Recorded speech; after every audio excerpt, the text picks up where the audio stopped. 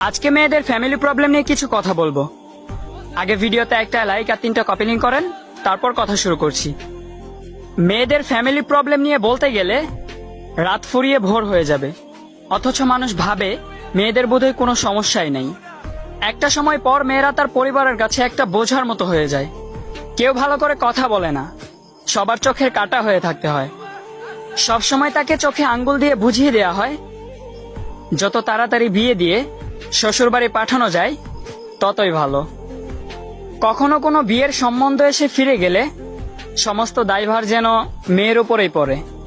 কথা শোনানো তো বাদই দিলাম, পরিবারের জন্য তখন মেয়েরা নিজেদের অভিশাপ মনে করতে শুরু করে দেয়। অথচ বাইরের মানুষ কখনোই এগুলো বুঝতেও পারে না, কারণ সমাজে দুঃখ পেয়ে মেয়েদের দেবদাস হয়ে ঘুরে বেড়ানো মানায় না। তাই চাপা কষ্টগুলো মনের মধ্যে রেখেই মুখে মিথ্যে হাসি দিয়ে ভালো থাকার অভিনয় করতে হয় সব সময়।